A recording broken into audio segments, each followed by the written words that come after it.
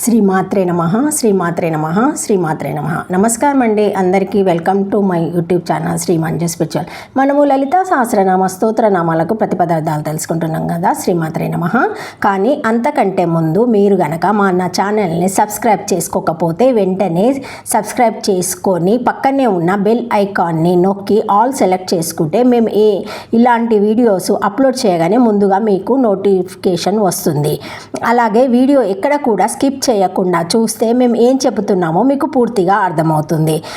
శ్రీమాత్రే నమః. ఇప్పుడు ఇంకా వీడియోలోకి వెళ్ళిపోదాము. శ్రీమాత్రే నమః. 454 నామము లోలాక్షి కామరూపిణి. లోలాక్షి ప్రతిపదార్థము లోలాక్షి చంచలమైన కన్నులుండు అందమైన స్త్రీలకు కూడా కామ మోహ పుట్టు రూపిణి రూపము గలది. శ్రీమాత్రే నమః. లోలాక్షి కామరూపిణి స్త్రీలకు మన్మధుని వంటి రూపము కలది. స్త్రీలు కొరత తగినంత సుందర రూపము కలది.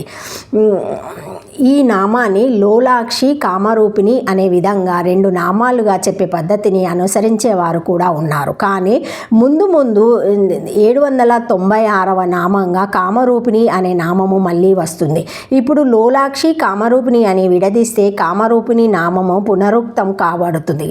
అందుకని ప్రస్తుతం లోలాక్షి కామరూపిణి అనే విధంగా ఒకే నామముగా చెప్పబడుతుంది. చంచలమైన కన్నులుండవచ్చు కానీ చంచలమైన మనసు ఉండకూడదు. అసలు చంచలం అంటే కిరణకాంతి లాగా తలుకు మిలుకుమంటూ కనబడే లక్షణం అని అర్థం చెప్పుకోవచ్చు. వివాహ వయసుకు ముందు స్త్రీల కళ్ళకు ఉండే ఒక కళ ఇది. చంచలమైన కన్నులు చక్కని చుక్కలకు స్త్రీలకు మరింత అందాన్ని చేకూరుస్తాయి. అందుకే కవులు చంచలాక్షి అనే పదప్రయోగంతో స్త్రీల కళ్ళను వర్ణిస్తారు. ఈ చంచల లక్షణం ఉన్న కన్నులు దేనినో వెతుకుతున్నట్లుంటాయి. తనకు నచ్చే రూపం ఎక్కడున్నా ఉన్నదేమోనని అన్వేషణ వెతుకులాట ఆ చంచల నయనాలను చూస్తే తెలుస్తుంది. స్త్రీలు తమ అందమైన వారైన అమ్మవారి అందాన్ని చూసి ఆకర్షితులవుతూ ఉంటారంట. అలా అవటంలో ఎవరికి ఎవరు ఏ విధంగా ఉంటే నచ్చుతుందో ఆ విధమైన రూపాలతో కనబడగల కామరూప లక్షణం అమ్మవారి రూపానికి ఉంటుందంట. అందుకని విశ్వంలోని స్త్రీలందరూ అమ్మవారి అందానికి అచ్చెరు వందుతూ ఆకర్షితులవుతారు.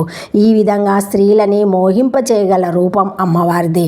పైన చెప్పిన అమ్మవారి లక్షణం శ్రీరామునికి కూడా ఉంటుంది. పురుషులని మోహింపచేయగల రూపము శ్రీరామునిది. పుంసం మోహన రూపై పుణ్యశ్లోకాయ మంగళం అంటే ఈ లక్షణంలో శ్రీరాముడు శ్రీ లలిత ఒకే తత్వం గలవారన్నమాట. అలాగే శ్రీకృష్ణుడు శ్యామలాదేవి, అందుకే శ్రీకృష్ణ శ్యామలాదేవి శ్రీ రామో లలితాంబిక అన్నారు.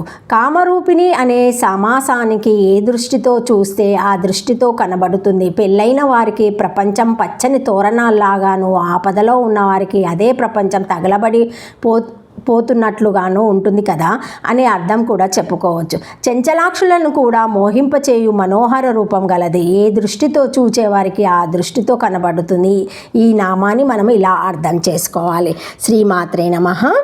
లోలాక్షిణం స్త్రీణం యా కామో మన్మద తద్రూపిణి శివకామ నిరాసాయ లోలాక్షి సంబతిత్వం కామ విశేషణం కామాదాభిమిని యోగేశ్వర రూపావహ తదుక్తం వరహ పురాణే కామః.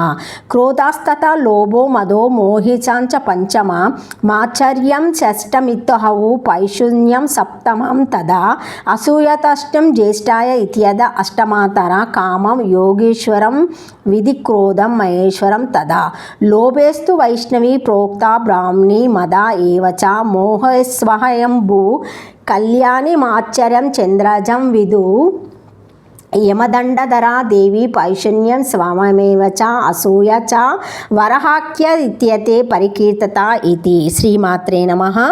శ్రీమాత్రే నమః. స్త్రీలకు మన్మథ స్వరూపురాలు, స్త్రీలకు యోగేశ్వర స్వరూపురాలు. ఇక్కడ కామశబ్దము చే శివకాముని కూడా చెప్పవచ్చును. ఆ అర్థం కాదని తెలుపుటకే లోలాక్షి శబ్దమును ప్రయోగించెను అనగా ఈ కాముడు లోలాక్షులకు సంబంధించిన వాడని అర్థము. లోలాక్షుల స్త్రీలకు సంబంధించిన మన్మథ నీవ స్వరూపురాలని భావము. లేదా కామాభిమాని దేవతకు యోగేశ్వరి అని పేరు. కామరూపిణి అనగా యోగేశ్వరి రూపరాలని అర్థము. వరాహ పురాణమున ఈ విషయమును వివరించెను.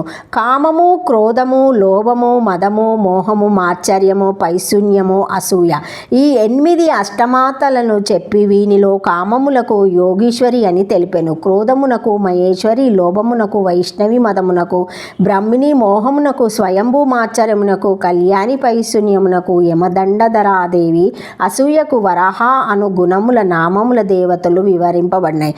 ఇది 8 అక్షరముల నామము. శ్రీమాత్రే నమః.